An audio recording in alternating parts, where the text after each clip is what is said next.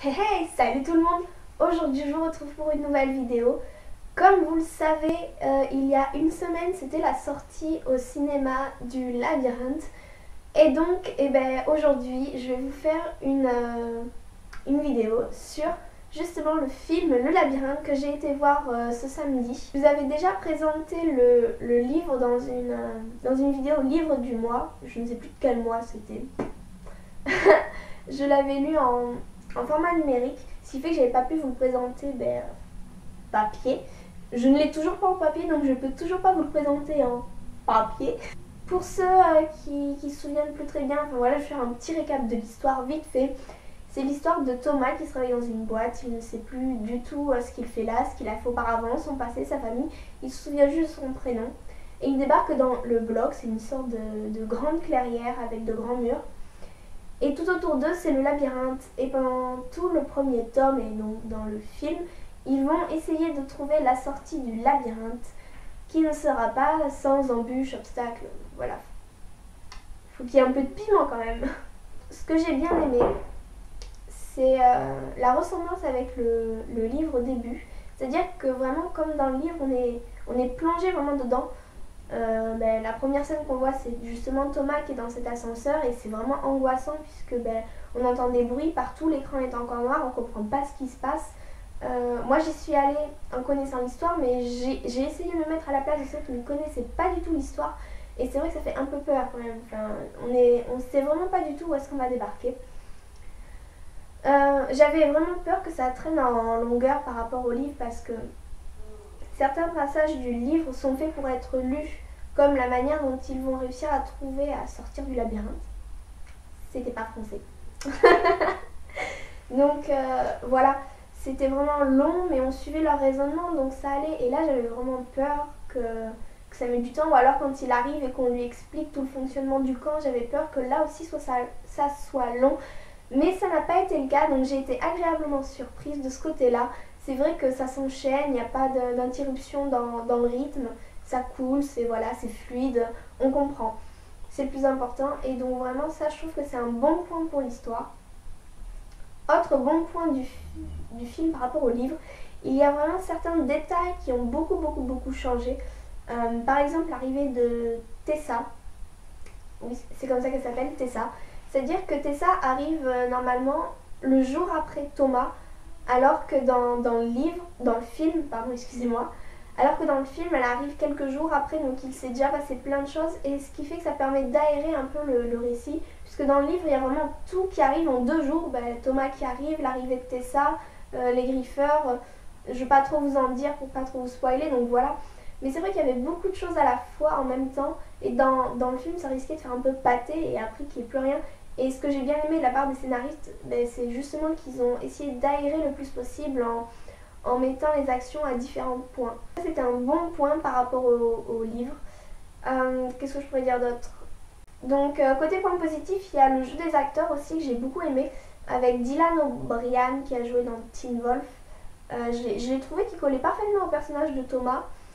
Tessa, je la trouve beaucoup changée par rapport au livre, puisque dans le livre, j'ai l'impression qu'elle est beaucoup plus passive, que là, on la voit vraiment comme une femme combattante qui elle est forcément déboussolée quand elle débarque, mais elle se reprend très vite. Et je la trouve beaucoup plus indépendante que dans le livre où elle est très rattachée à Thomas, donc ça c'était un bon point pour elle. Le jeu d'acteur de Newton, je ne sais plus comment s'appelle l'acteur qui joue, mais je le trouve trop mignon, je l'imaginais tellement comme ça, donc j'ai été ravie quand je l'ai vu. J'ai bien aimé aussi le chef des coureurs, je ne me souviens plus tout de son nom, donc j'ai pas envie de dire de bêtises. Il est exactement fidèle au personnage que je m'étais fait et à l'idée que je m'étais fait de lui dans le livre, c'est-à-dire que c'est quelqu'un de discret, mais quand il a quelque chose à dire, il le dit et il le dit pas pour rien. Chuck, je crois qu'il s'appelle comme ça, le méchant entre guillemets, lui aussi je le voyais bien comme ça, surtout qu'il est pas très beau.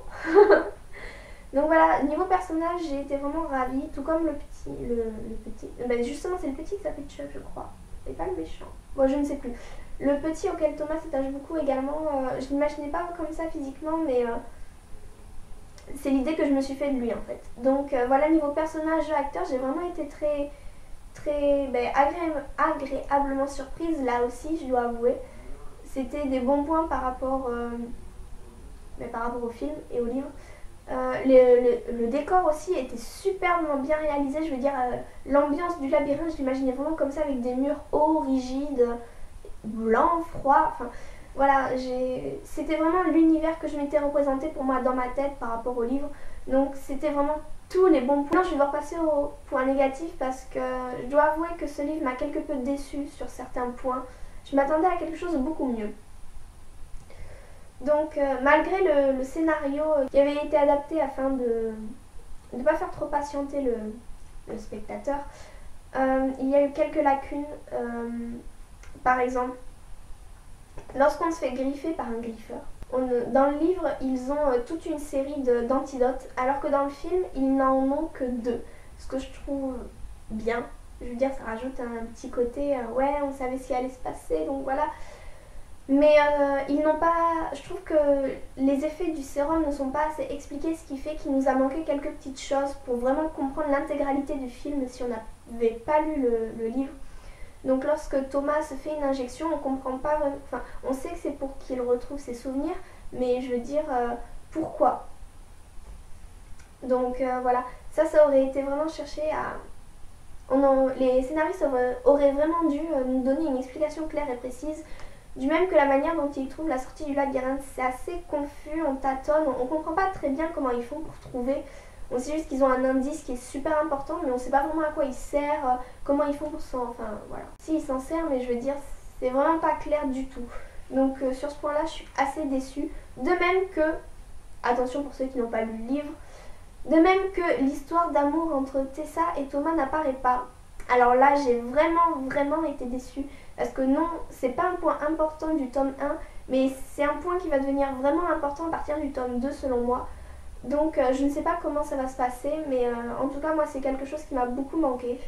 Il n'y avait pas beaucoup de scènes, donc je veux dire supprimer les 2 plus importantes, 2 ou 3, je ne sais plus exactement. Pour moi c'était vraiment du gâchis et on passait à côté de quelque chose d'important de l'histoire. Autre chose, les scènes de combat aussi, ou alors j'étais vraiment trop fatiguée, mais j'ai l'impression que ça allait trop vite et qu'on zappait des petits détails. Et voilà, tout simplement la manière dont ça a été filmé, je suis un peu déçue. Donc voilà, au final j'ai trouvé que c'était un bon film, mais je le trouve pas à la hauteur de ses attentes. Par contre, la fin est vraiment magistrale. Dans le livre, je la trouvais un peu plate, et que là c'est vraiment, c'est l'apothéose. Donc voilà, pour moi c'est un bon film. Mais il lui manque quelques petites choses pour faire qu'il soit à l'égal de Hunger Games ou de Divergente ou de Harry Potter. Voilà, pour moi l'adaptation livre-film, il y a des petits ratés qui font que ça passe pas trop. Ça reste néanmoins un film que je conseillerais d'aller voir. D'ailleurs, je vais y retourner la seconde semaine des vacances avec d'autres amis parce qu'on y avait été en 2 groupes. Enfin, c'est trop compliqué et j'ai pas envie de vous raconter ma vie. Voilà, je vais y retourner et j'espère que je réussirai à apprécier un peu mieux en fait le film une fois que j'aurai vu une seconde fois. En attendant, malgré les points négatifs qui sont selon moi assez nombreux, c'est un film que je vous conseillerais d'aller voir tout simplement parce que ça reste un film intéressant avec une histoire et des personnages attachants. Et puis surtout, je me dis que la suite du film risque d'être intéressante. Pour moi, si le film 1 a été bien réussi, le film 2 peut être tout aussi bien réussi, voire même plus. Donc c'est quand même un film qu'il faudra aller voir. Voilà. Après, c'est pas celui que je conseillerais tout de suite, quoi. Mais enfin, voilà. Donc c'est tout pour cette sortie cinéma. Je pense que je vais faire régulièrement des vidéos dessus. Je ne vais pas voir tous les films adaptés des livres au cinéma parce qu'il y en a beaucoup trop et que ça impliquerait que je doive acheter les livres en plus aller voir les films et j'ai pas un budget très important pour ça, mais je vais essayer de vous en faire un peu plus souvent. En attendant, le prochain en date ça reste quand même Hunger Games 3 partie 1 qui sort le 19 novembre, donc je vous ferai une vidéo dessus tout de suite après. Si ce genre de vidéo vous intéresse, n'hésitez pas à me le dire et n'hésitez pas vous à me dire quel a été votre film pendant les vacances que vous avez été voir et que vous avez apprécié. En attendant, je vous souhaite de bonnes vacances, de bonnes lectures et puis voilà. Plein de bisous tout le monde. Bisous bisous.